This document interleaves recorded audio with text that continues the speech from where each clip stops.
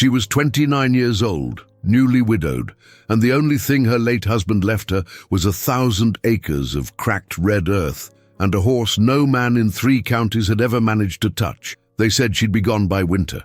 They said the ranch would go to auction before the first frost hit the valley. They said a lot of things. What happened instead became the kind of story people in Haskell Flats still talk about in low voices, the way you talk about something that doesn't fully make sense, but you know is true, because you were there, or because someone you trust was. This is that story. Before we get into this, I want to ask you something, and I want you to think about it honestly. Have you ever had a moment where everyone around you had already decided how your story was going to end? Where the doubt wasn't out there somewhere, it was right there, in your neighbor's eyes, in the way people stopped calling. Because that's exactly where Willa found herself. And there's a detail in this story, something that happened between her and that stallion on a quiet Tuesday morning, that I think is going to stay with you. If stories like this are why you come here, hit that like button right now, subscribe if you haven't yet, and drop your city in the comments. I want to know where you're watching from. All right, let's go back to Haskell Flats, Texas, the summer of the red dust. The thing about Haskell Flats is that it doesn't forgive weakness, never has. It's a stretch of eastern Texas that sits just far enough from everything that the people who stayed there chose to stay, which means they carry a particular kind of stubbornness in their blood. The summers are brutal, the winters are deceptive. The land takes more than it gives, and the only people who've ever made anything of it are the ones who refuse to quit, long past the point when quitting made sense. Willa Dacre had grown up about 40 miles northwest, in a smaller town that's barely a dot on the map now. She'd met Caden Dacre at a livestock auction when she was 22, and something about his quiet confidence, the way he moved through the crowd without needing to announce himself, had caught her completely off guard. They married within the year. She moved to Haskell Flats, and for 6 years they built something together on that red dust ranch that Caden had inherited from his father. People liked Caden. He was straightforward, worked hard, shook hands, and meant it. The ranch, they called it the Bracken, after the old family name on his mother's side, sat on just over 1,000 acres at the edge of a shallow ridge. It wasn't the biggest spread in the county, but it was well kept, respectable. Then 3 weeks before his 34th birthday, Caden Dacre drove home in a late evening rainstorm on Route 9 and never made it to the driveway. Willa got the call at 9:47 p.m. She was folding laundry. She still folds laundry the same way. The funeral was quiet. The grief was not, but Willa is not the kind of woman who shows you the worst of it. She keeps that in the private hours, in the pre-dawn dark when the ranch is still and there's no one to perform strength for. In public, she was composed. She thanked people for coming. She stood very straight.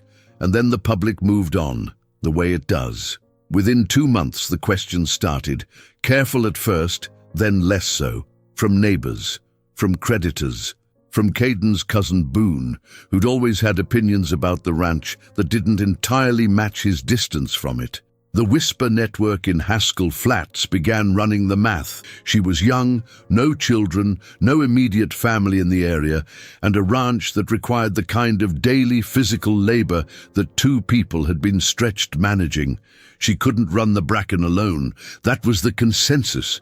And then there was the horse. His name was Tuck. Short for nothing.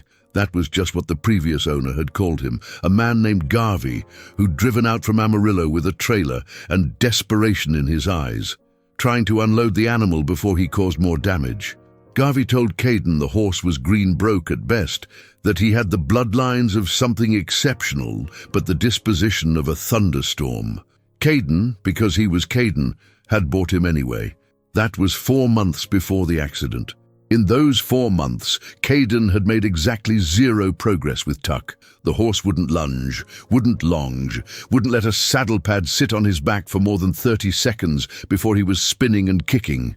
He'd put 2 experienced hands on the ground in the round pen. One of them, a man named Sayer, who'd been working horses for 20 years, left with a separated shoulder and a very different opinion of his own abilities. After Caden died, Willa was left with the land, the debt, 6 older working horses, 12 head of cattle, 1 border collie named Hex, and Tuck. The general feeling around Haskell Flats was that she should sell everything she could and go home to whatever was left of her people up northwest. That was the sensible path. That was the obvious path. Willa didn't take it. Nobody, at first, could entirely understand why. The first thing Willa did, the week after the funeral, was walk the entire perimeter of the ranch, not in a truck, on foot, alone, except for Hex, who shadowed her with the particular attentiveness of a dog who senses that something has shifted in his world and is working to recalibrate. It took her most of a day. By the time she came back in, her boots were red caked to the ankle, and she had a notebook full of observations. What fencing needed attention, where the dry creek bed had started undermining the southeast pasture, which water lines were running pressure low. She hadn't cried during the walk. She'd taken notes. That was Willa. Her neighbor to the north, a weathered and plain-spoken woman named Odette, who was in her late 60s and had no patience for pretense, watched Willa walk back to the house that evening from across the fence line. Odette had lost her own husband 15 years earlier and had kept her place running through drought and falling cattle prices and a bad year that put 3 of her neighbors under. She didn't offer unsolicited comfort. She watched, nodded once to herself, and went inside. It was Odette who later told me, and I'm paraphrasing years of quiet observation when I say this, that she'd seen something in Willa's posture that evening that told her the girl wasn't breaking. She was measuring. The more vocal neighbors were less perceptive. Boone Dacre, Caden's cousin, showed up 11 days after the funeral with what he likely considered a generous offer. He was 41, ran a middling operation about 30 miles east, and had the kind of smile that worked on people who weren't paying close attention. He sat down at Willa's kitchen table with coffee he poured himself and explained patiently that the ranch would be difficult to sustain on her own, that Caden would have wanted the family land to stay in family hands, that he was willing to take the bracken off her at what he called a fair value. Willa let him finish. Then she said, "I know what fair value is, Boone, and I know what this land is worth. Come back when those 2 numbers match up, and we'll talk." He laughed like she'd said something charming. He left. He would be back. The hands were a more immediate problem. Caden had kept 2 full-time workers, a middle-aged man named Duff, who handled most of the mechanical maintenance, and a younger one, Wren, who'd been there less than a year and was still learning. When Caden died, Duff stayed because he was loyal and because he had a family in the area and no better options. Wren left within 3 weeks. He was young and he was scared, and Willa couldn't blame him. So it was her, Duff, and Hex, and 1,000 acres, and 12 cattle, and 6 horses. 7 if you counted Tuck, which operationally you couldn't, since he was contributing nothing but anxiety. She kept him anyway. People thought it was sentimentality, that keeping the horse was about Caden. Maybe that was part of it. But Willa, when she finally talked about it, said it more plainly than that. "I kept him because everybody told me he was worthless. I've never found that a good enough reason to give up on something." The financial reality was not comfortable. Caden had carried debt on the property, a sensible load by ranch standards, but one that required income to service. Willa had a narrow window. She liquidated what she could that wasn't essential. She sold one of the older horses that was retired from work. She drove supply costs down to a level that Duff quietly described as aggressive. She started selling eggs from 20 hens she'd kept near the barn, and that Caden had largely ignored. Evenings, when the work was done and the house was quiet, she read, not novels, land management guides, equine behavior studies, a battered paperback on natural horsemanship that had been sitting in Caden's truck for a year with the spine unbroken. She read the whole thing in 4 nights. She didn't go to Tuck right away. She watched him first. Every morning, coffee in hand, she'd stand at the round pen fence and just look at him. Not pushing, not asking, just being present. Tuck, For his part, mostly tried to ignore her, but on the fourth morning, he stopped pretending she wasn't there. He stood at the far end of the pen, and he looked back. Willa noted this in her notebook. She noted everything. It was Odette who first told Willa about Levi Strand. Odette didn't recommend many people. She'd seen too many people oversell themselves and underdeliver in situations that mattered. But Levi was different. She'd watched him work with a problem mare of her own 2 years earlier, and she said what he did wasn't training so much as conversation. He listened to the horse. He made adjustments based on what he heard. Willa looked him up. He was based in a small operation about 60 miles south, not well known outside of a fairly specific circle of horse people who passed his name around quietly. He didn't have a website. He had a phone number and a reputation. She called him on a Wednesday. He came out the following Monday. Levi was somewhere in his mid-50s, lean in the way that outdoor work makes people lean, with hands that looked like they'd been used hard for decades. He didn't talk much when he arrived. He put his truck in park, nodded at Willa, and walked directly to the round pen fence. He stood there for about 20 minutes. Willa stood beside him and watched Tuck watch them. Finally, Levi said, "He's not mean, he's scared." "Scared of what?" Willa asked. Levi glanced at her. Being wrong. Same thing that makes most creatures difficult. He came 3 times over the following 2 weeks. He didn't ride Tuck. He didn't try to. He worked methodically through a process that Willa had partially read about, but now watched being applied with a quiet precision that was almost meditative. Pressure and release, movement and stillness. He was teaching the horse that the presence of a human didn't mean a fight was coming. On his 3rd visit, he let Willa stand in the pen, not doing anything, just standing. "He's been watching you every morning," Levi said.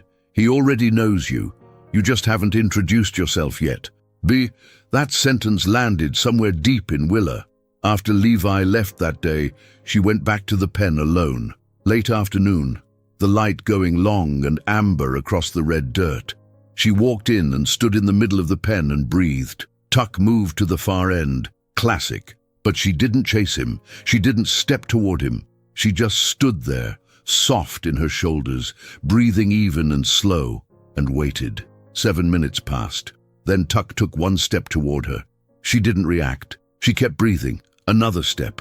She had started crying somewhere in the middle of this and hadn't noticed until she felt the wetness on her jaw. Not grief crying, or not only that. Something else. Something that felt like a locked door, opening into a room you didn't know was there. Tuck closed the last 10 feet slowly, stopping twice, reading her. And then his nose touched her shoulder. She stood very still and let him smell her shirt, her hair, the side of her face.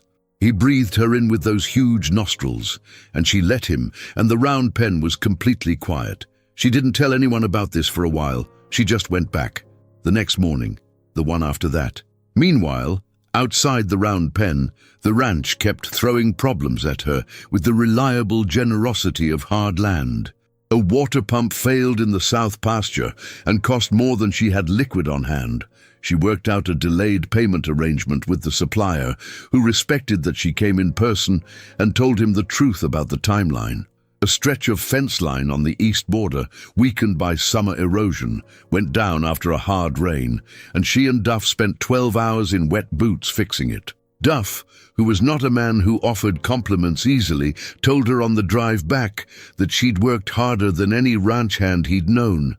She said, "Then I've known the wrong ranch hands." He laughed. It was the first time she'd heard him laugh since Caden. Word got around, the way word does in small communities. Not the details. Willa wasn't talking. But the general outline. The widow was still out there. The bracken was still running. She hadn't sold, hadn't folded, hadn't gone home. Boondacre came back with a revised number. Still not fair. She sent him away again, and every morning, before the work started, she spent 20 minutes with Tuck. By October, something had shifted in the way Haskell Flats looked at Willa Dacre. It wasn't unanimous. Small towns don't shift unanimously. They shift in patches, the way drought gives way to green. Some people were still running the old story, young widow, hard situation, only a matter of time. But a different faction had begun to emerge, anchored mostly by the older generation, the ones who'd seen more than one improbable thing come out of difficult circumstances. Odette was at the center of this second faction, as Odette tended to be. She hosted a dinner that fall to which she invited Willa and 4 other women who'd all, at various points, kept something alive that the county had written off. 2 of them had held ranches through bad markets. One had run a feed supply through a drought that broke most of the competition. One, a compact and sharp-eyed woman named Harva, who was in her mid-70s and had a memory like a court reporter, had been told 40 years ago that the land she'd bought was untillable and had been growing sorghum on it ever since. Willa went to the dinner not knowing exactly what she was walking into. She left 3 hours later with something she hadn't expected, a network. Not a formal one, nothing organized, but a web of women who knew what she was carrying and had collectively figured out many of the same things she was just now learning. Harva, who did not waste words, told her 2 things that Willa has repeated many times since. The first, the land doesn't care about your grief timeline, but it's not trying to beat you either, it's just land. You work with what it gives. Or, the second, the people who told you this wouldn't work. They told someone the same thing about every useful thing you see around here. Don't confuse volume with accuracy. Willa came home from that dinner and sat on her porch in the cold dark for a long time before going in. The next morning, Levi called. He was ready to try the next step with Tuck. He asked if Willa wanted to be the one to do it. She said yes before he finished the question. The next step was simple in description and complex in execution, letting Tuck carry weight for the first time. Not a rider, a saddle pad, laid carefully across his back, allowed to sit there while he stood in the pen. Levi walked her through the progression methodically. The horse's comfort at each stage had to be real, not forced. The moment he tensed or shut down, you backed off. It took 3 sessions, not because Tuck was difficult, or not only that, but because Willa had learned by now to slow down, to read him. The first session she could feel him thinking about bolting when the pad touched his withers, and she pulled it back, and she let the moment sit, and they started again. By the 3rd session, he stood with the pad on his back for 11 minutes and didn't move except to swing his head around and look at her with an expression she'd come to recognize as something like, "All right then." Levi, leaning on the fence, said nothing for a while. Then, "You've got good hands, Willa, not just physically. The way you think, that's the harder thing to teach." She didn't know what to do with the compliment, so she nodded and kept her eyes on Tuck. That weekend, a man named Calloway stopped by the Bracken. He wasn't local. He'd driven up from somewhere south, and he came with a trailer, and he had the specific manner of a person who has researched what he wants to buy before arriving and expects the transaction to be simple. He'd heard about Tuck through a chain she never fully traced, maybe through Garvey, maybe through someone at a sale barn, and he offered her a price for the horse that was, objectively, meaningful. It was more than Tuck was worth on paper, in his current state. Calloway knew horses well enough to see the bloodlines, and was apparently willing to bet on the animal's potential with different handling. Willa listened to the offer. She walked him out to the round pen, because she thought it was only fair to show him what he was actually looking at. Calloway watched Tuck for about 5 minutes. Tuck watched Calloway back with the particular flat look he reserved for strangers. "He's still a project," Calloway said. "Yes," Willa said. "I can take him off your hands. Make it easy." Willa looked at Tuck. Tuck's tail swished once, unhurried. "I appreciate the drive," she said. "He's not for sale." Calloway was surprised. He recalibrated, offered more. "Still no," she said politely. "But thank you." He left. Duff had watched from the barn door. When Calloway's truck and trailer pulled back down the gravel road, Duff walked over and stood beside her at the fence. Neither of them said anything for a moment. Then Duff said, "Caden would have done the same thing." Willa nodded once. "Yeah, he would have." December came in cold and difficult. The first hard freeze cracked a water line on the north side of the property and flooded part of the hay storage before Willa caught it at 4 in the morning. She and Duff spent most of that night in the cold working the repair, their breath coming out in visible clouds, their gloves soaked through by the second hour. At one point, somewhere around 2 a.m., standing knee-deep in a problem that hadn't existed at sunset, Willa laughed, not because it was funny, because there was something so consistent about it, the way the ranch kept finding new tests to administer, new things to ask of her. Duff looked at her like she might be losing her mind. She said, "It just never stops, does it?" He thought about it. "No, but you do get faster." She did get faster. By January, the worst of the financial pressure had softened, not resolved, not comfortable, but manageable. She'd brought in a small revenue stream from boarding 2 horses for a family from the city that wanted them kept through winter. She'd sold a load of hay at good timing, right before a price spike. She'd negotiated a restructuring of the primary land note that gave her 6 more months before the next major review. None of this had happened because of luck. It had happened because she'd mapped every problem, made every call, and refused to pretend that hope was a substitute for arithmetic. But the thing that began changing the larger story, the story as Haskell Flats understood it, wasn't the finances. It was the horse. In February, Willa rode Tuck for the first time. She'd been building toward it for months. Levi had been out twice more.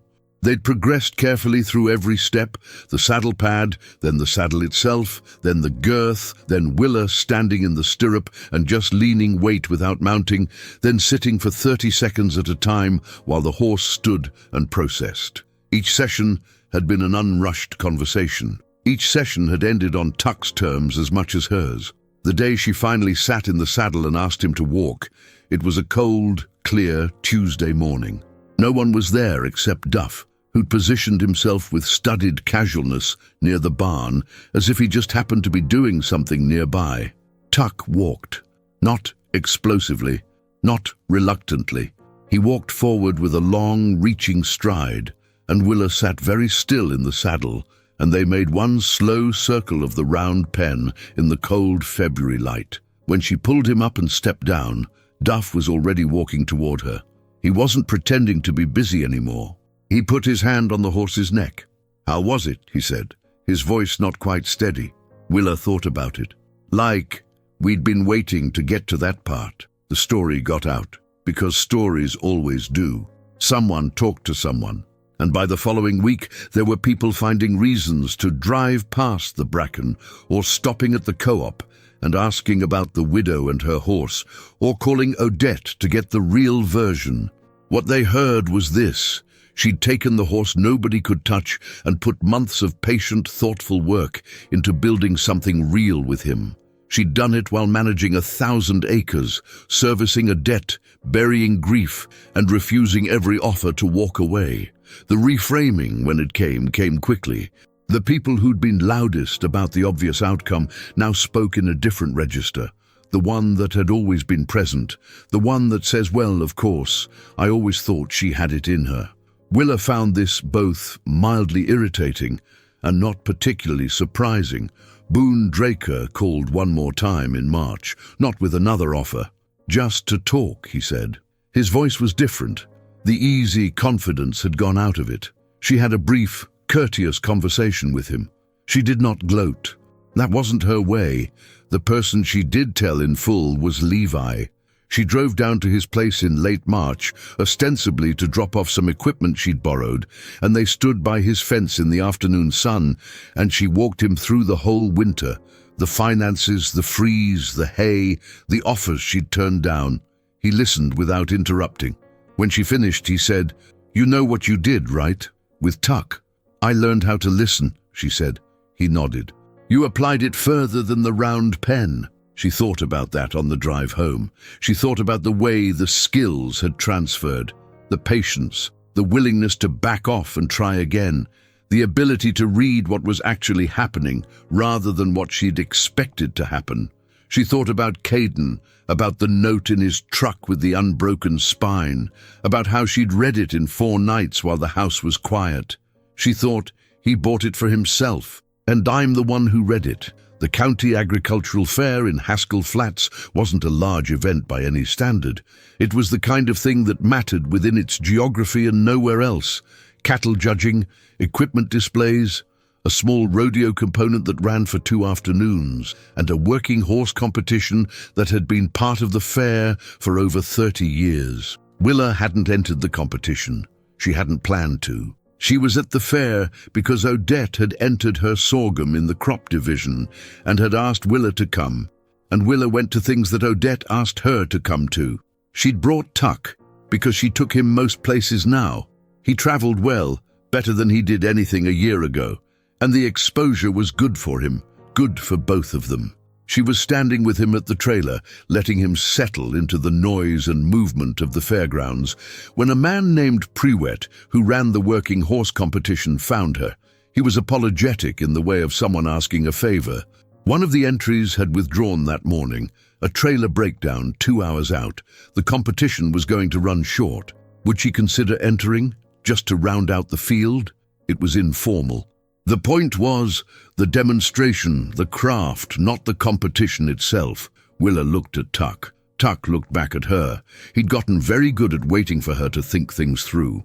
"What's the course?" she said. Priwet described it. Cattle work, separating a designated steer from a small group, keeping it cut from the herd, demonstrating control and communication. The kind of thing that measured not tricks, but genuine working relationship between horse and rider. It was exactly the thing she'd been building with Tuck for 11 months. "All right," she said. The word went around the fairgrounds in that efficient way of small communities. People found reasons to drift toward the working horse area. By the time Willa had tacked up and walked Tuck to the warm-up area, there was a crowd that was meaningfully larger than a working horse competition in Haskell Flats typically attracted. She was aware of them without being focused on them. She'd learned that trick from the round pen, how to be present to the thing in front of you, completely present, while the peripheral noise remained peripheral. Tuck walked into the warm-up area and looked around. He was alert, ears moving, reading the crowd, reading the cattle in the adjacent pen. But he was not alarmed. He'd learned to tell the difference between something genuinely dangerous and something merely new. She could feel him thinking. She'd learned to love that, the sense of him processing the world, considering, arriving at conclusions. It was nothing like the locked, explosive tension of a year ago. It was curiosity. It was trust. Boone Dacre was in the crowd. She saw him in her peripheral line and didn't acknowledge it. She saw Odette, who had positioned herself at the fence with her arms folded and an expression of composed certainty. She saw Levi, who she hadn't known was coming, standing toward the back with his hat pulled low. She saw Harver, still compact, still sharp-eyed in a lawn chair near the gate. The first competitor ran. Competent, clean work, a good run by local standards. The second was rougher, the horse giving some resistance at the critical moments. Then Willa walked Tuck into the arena. The noise of the crowd dropped slightly. Not to silence, but to that particular quality of attention that means something has shifted. The steer they designated was a mid-size roan, quick-footed, intelligent enough to test a horse. Willa and Tuck moved into the group calmly, and she picked her target, and Tuck knew. She could feel it in the shift of his body under her. Exactly what the question was. What happened in the next few minutes was, by objective standards, very good working cattle work. But what it looked like, to the people watching, was something closer to a conversation. Tuck read the steer. Tuck read Willa reading the steer. He moved before she asked, not because he was running ahead of her, but because they had arrived, through 11 months of patient daily work, at a place where his understanding of her intention was fast enough to look like telepathy. The steer cut left. Tuck cut with it before Willa's weight had shifted. The steer tried to double back. Tuck was already there. Willa was still, centered, riding with her whole body rather than just her hands, the way you ride when the horse already knows what he's doing and your job is mostly to stay out of the way while being fully available. The crowd had gone quiet. Not politely quiet, actually quiet. The kind of quiet that happens when a group of people are all watching the same thing and all understand, even if they don't have the vocabulary, that they're seeing something real. The run lasted about 2.5 minutes. When it ended, Tuck stood loose and blowing, easy in his body, and Willa stroked his neck once. There was a moment, and then the crowd made a noise that Willa described later as something between applause and something else, like when you hear a piece of music land right and you don't know whether to clap or just stay in it. She rode out of the arena and dismounted, and stood with Tuck, and people came to her, not in a mob, but in that careful, respectful way of people who've been surprised. Old Hava made it through the crowd with her slow, certain walk, and stood in front of Willa for a moment. "That horse couldn't be touched a year ago," she said. "It wasn't a question." "That's right," Willa said. Hava looked at her. "You know that it wasn't about the horse." Willa looked at Tuck's profile, the long, patient head, the ears soft and tipped slightly out. "I know," she said. The competition placed her first. She didn't need the placement to know what the run had been. But when Priwet handed her the ribbon, she took it and thanked him with genuine warmth. She walked back to the trailer. Levi was waiting there. He didn't say anything except, "Good horse." "Good horse," she agreed. They stood in comfortable silence while Tuck ate from his hay net with the uncomplicated satisfaction of an animal who had done his work and done it well. The bracken didn't transform overnight into something easy. That's not how it works. The land kept asking, the way it always had. The debt kept needing to be serviced. There were bad months and good months, and a late frost the following spring that took a piece of the budget she hadn't planned to spend. But the frame around the ranch had changed. Not in the county's opinion, though that had shifted too, but in Willa's own understanding of what she was doing there. She hired a second hand in the spring, a quiet young woman named Addie who had a natural feel for animals and who within a month had become the first person other than Willa that Tuck would reliably come to in the pasture. Willa took this as a sign of good judgment on both their parts. Duff stayed. He'd retired from other people's ranches twice before and kept getting pulled back in, and he told Willa once that this was probably the last one, but that if he was going to work for one more person, he was glad it was her. She gave him a raise she couldn't entirely afford and didn't tell him the arithmetic. Levi came out quarterly now, less to work with Tuck than to consult on the other horses, and sometimes to just sit on Willa's porch and talk about what she was building. He'd seen a lot of ranches. He said the bracken had the feel of something that was going to last. She entered the county fair competition the following year, this time intentionally. She and Tuck placed first again. The second year, a writer from an equine publication in Texas came out and asked to do a short feature. Willa agreed, mostly because Odette told her she should, and the piece ran in the fall with a photograph of her standing with Tuck in the round pen, the red dust at their feet, the light the way it goes in that country in October, golden and honest. She got letters after that, more than she expected, from women mostly, some of them ranching, some of them not, who'd read the piece and found something in it that mapped onto their own situations. She answered every letter. Some of those correspondences became friendships. Boone Draker, to his credit, came to her one day without an offer, just to say that he'd been wrong. The conversation was brief and slightly uncomfortable, and she respected him for having it. She shook his hand and told him she hoped the Eastern operation was going well. She meant it. "I want to tell you something about what happened in that round pen. Not the first ride, but the first day Tuck's nose touched her shoulder." Willa has told this story a few times, and what she says is this. In the weeks after Caden died, she'd been operating on a kind of controlled numbness. Not denial exactly, but a deliberate tightening. A decision, mostly unconscious, to run on function rather than feeling, because feeling, at full volume, would have made it impossible to do the work. She'd walked the land and taken notes. She'd sat across from creditors and held her position. She'd listened to Boone's offer with a face that showed nothing.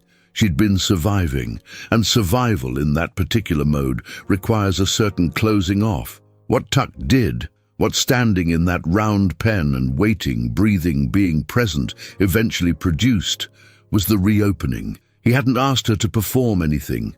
He hadn't needed her to be competent or certain or unaffected. He'd only asked her to be honest, to show up without pretense, to stop managing the distance between herself and what was actually happening. And in doing that, in learning laboriously how to be genuinely present with another creature, she'd also done it for herself. Grief doesn't leave, she told me once.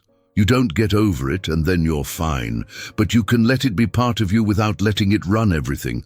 I think that's what the horse taught me, how to let something be true without letting it be the only thing. The bracken, as of the last time I checked in, is not just surviving. It is carefully and quietly growing. A third employee, a small additional leased section to the south that Willa is grazing thoughtfully. A boarding operation that runs 6 horses through the winter. Plans, tentative but real, for a working horse clinic that she'd run with Levi in the fall. Tuck is 11 years old now. He is not the wild, terrified animal who put Sayer on the ground with a separated shoulder. He is a horse who has learned to trust, and who carries that trust in his whole body, in the way he moves, in the way he meets a new person, in the way he waits for Willa in the mornings, when she comes with her coffee and her 5 minutes of quiet. She hasn't stopped taking notes. People asked sometimes what Willa's secret was, what she'd done differently from the people who'd tried and failed with Tuck, or the people who'd tried and failed to hold land through grief and hard math and a town that had already written the ending. She never had a clean answer, because there wasn't one. But if I had to distill 11 months of watching her work into something you could hold, it would be this. She refused to let other people's certainty replace her own judgment. She didn't do it loudly. She didn't make speeches. She didn't argue with Boone, or perform resilience for the neighbors, or post anything on the internet about her journey. She just kept getting up in the morning. She kept showing up to the round pen with her coffee and her patience and her willingness to learn. She kept asking, what does this situation actually need from me right now? Not what should it need, not what would look right. What does it actually need? The horse was never really the story. The horse was the mirror. What she saw in it was her own capacity to be still in the middle of pressure, to read what was true rather than what was convenient, to build something worth building even when the audience had already left. The bracken is still there. Willa is still there. Tuck is still there. And on quiet mornings in Haskell Flats, when the light comes in low over the red ridge and the air is cold enough to see your breath, you can watch them in the round pen, a woman and a horse who learned the same language from opposite ends of fear. And it will look, if you're paying attention, like what it is. Something real, something patient, something no one else got to decide. If this story reached something in you, leave a comment. Tell me your city. Tell me what it made you think about. And if you know someone who needed to hear this today, send it to them. I'll see you in the next one.